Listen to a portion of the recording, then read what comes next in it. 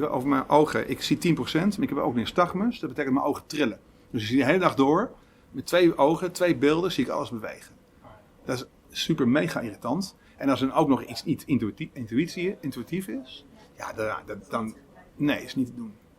Dus ik hunker ernaar naar programma's waarbij, of apps, waar het niet alleen intuïtief is, maar ik denk dat gaat van mij, maar ik denk dat voor iedereen zo geldt. Ja. Welke aanpassingen heb je op je telefoon gedaan om apps goed voor jou te laten werken? Dus welke toegankelijkheidsinstellingen gebruik je precies? Nou, om te beginnen met de lichtintensiteit. Ik weet niet of dat een toegankelijkheid is, maar ik heb hem...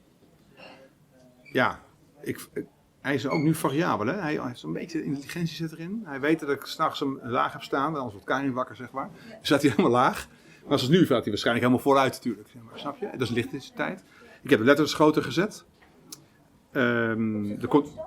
Nee, want dat werkt niet. Waarom niet? Omdat hij dan, omdat elke app een andere waarschijnlijk instelling heeft. Omdat de andere zijn er gewoon niet leesbaar. Kijk, als jij een bericht hebt en je hebt 3 letters in beeld, dan heb je totaal geen overzicht, zeg maar. Kijk, zit je op die manier een boek te lezen, dat werkt niet. Dus je moet daar een soort trade-off vinden, een soort balans vinden tussen, dat je nog net kan lezen en dat je toch nog een beetje overzicht houdt. Ik heb, je hebt een aantal knopjes op de iPhone, volgens mij, waarbij je contrast kunt instellen. Ja, daar heb ik niet die hele lelijke contradictie primaire kleur gekozen. Dat vind ik gewoon te lelijk. Ik heb ook nog iets van smaak, zeg maar. Dus ik heb daar gekozen iets. Hier kan ik wel mee leven, zeg maar. Maar ik vind het wel fijn als er een soort groot contrast is. Ja, dus alles wat daar heb ik mee zitten spelen. Alles wat de mogelijkheid is, denk ik, dat is wel handig. En dat doe ik dan. Of een heel dun lijntje eromheen of zoiets, dat soort opties. Ja. Ervaar je beperkingen als je apps gebruikt? Je zei net al een programma op je werk. Ja, nee, zeker. Oh ja. Maar Contrast. De iPhone Maps, gewoon de eerste pagina. Dus gewoon de maps, gewoon het kaartje. Ja, ook hierin. Ik snap dit echt werkt niet. Dus zij nemen dan bijvoorbeeld een lichtgroene achtergrond en dan doen een weg. De contrast is zo laag, dus geel en wit. Ja, dus ik gebruik dit niet. Dus ik gebruik nu Waze of zo, of een andere. Maar dus wat ik wens is gewoon eigenlijk goede contrast. Dus niet dat het super ugly is, want voor mij kan je ook smaakvol dat doen, zeg maar. Maar contrast, ja. Ja, is de instelling. Sommige apps kunnen dus wel, hè. Volgens mij iets als nu.nl of zo kan dat niet. Sommige kan je gewoon inzoomen. Dat is perfect, hè. Dan kan ik gewoon even kijken. Pinchen, ja. Ja, gewoon zo. Hoe heet het? Pinchen? Ja. Nou, gewoon dat je gewoon inzoomt. Ja. Dat is zo prettig. Ja.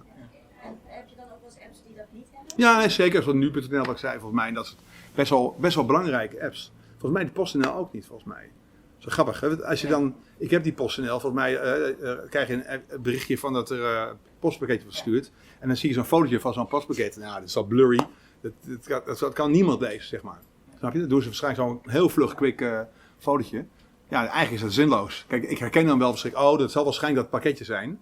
Maar eigenlijk is het dan, zou ik zeggen, als je dat dan doet, zou ik dan net de kwaliteit net dusdanig iets verbeteren dat je het net wel kunt lezen. Want nu kan je het zeker niet lezen. Snap je? Dat soort, maar goed, even zeuren. Ja. En doe je dan ook iets met voice-over, dat je je scherm voor laat lezen? En op je mobiel bijvoorbeeld berichtjes, WhatsApp-berichtjes of zo? Heb ik ook geprobeerd. Ik heb het uiteindelijk helemaal losgelaten, omdat het gewoon, net als Siri, hoe vaak heb je niet een broekzakgesprek, zeg maar. Ja, dus ik vind dat gewoon niet intelligent genoeg. Net zoals Google, hoe heet het? Google, hi Google, of hey, Google Assistant. Ja, het is leuk. Als het werkt, dan is het goed. Maar het werkt niet goed. En dat vind ik ook met die voorleesdingen. Ik merk dat ik zou zeggen, als het echt goed zou werken, zou ik denk ik het wel handig vinden. Misschien is dat terugkomen op die vraag die ik niet weet. Ik vind sommige situaties hier. Toen ik hier naartoe fietste, zei ik al, ik heb ze wel bij mijn oortjes. Maar ik zou het wel fijn vinden. Ik heb nu gewoon mijn broekzak laten voorlezen, snap je? Dan ga links 300 meter en dan ben ik hier op de kade. Maar ja, hierin zou dat soort toepassingen, zou ik het fijn vinden. Dat je met een bepaalde hoge mate intelligentie in de software, dat je dan het bericht kan voorlezen of zo. Zeg maar, op een bepaalde manier. Ja, zeker. En gebruik je ook nog externe mogelijkheden? Ja, van mijn ogen, ja zeker. Ja.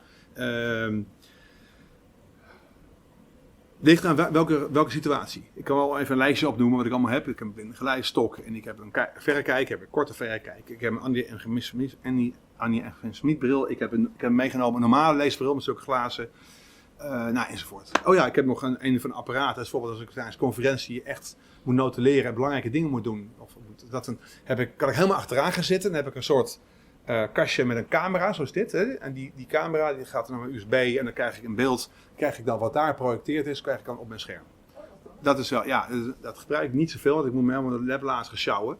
Maar ja, nee, het is gewoon zo. Ik ben best sterk en zo. Maar dat zijn allemaal tools die ik gebruik specifiek op maat. Het is gewoon een soort medicijnkist of gereedschapkist waarbij je van gebruik maakt. Maar mijn wens zou zijn dat ik natuurlijk, dat zou mijn wens zijn. Dat ik het niet hoef te doen. Samenvattend zou ik zeggen van, kijk niet alleen maar naar een hokje. Slechts gezien, die heeft een aparte status. Nee, ik denk dat daar nog steeds de grootste gemene deler is. Waarbij je misschien door geleidende schaal kunt schuiven in mogelijkheden. Want je kan ook een wens hebben. Nogmaals, wat ik zei al, sommige mensen denken, oh wat lekker zeg, die grote letters. En terwijl die mensen gewoon goed zien. Want je hebt ook wel eens een off day, dat je niet gewoon lekker, weet ik veel wat, hoofdpijn. En dan is het ook wel lekker dat je misschien rustig beeld kunt doen. Misschien kan je schuiven in contrast. Misschien kan je zelfs met een soort knopje op het scherm, dat je zelf die wensen indelen kan doen.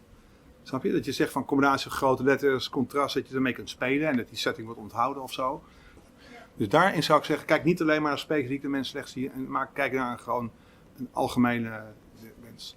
Ja, en de knopjes op de iPhone bijvoorbeeld, is een iPhone. Ja, ik denk dat het is een begin, maar het zou nog veel verder kunnen.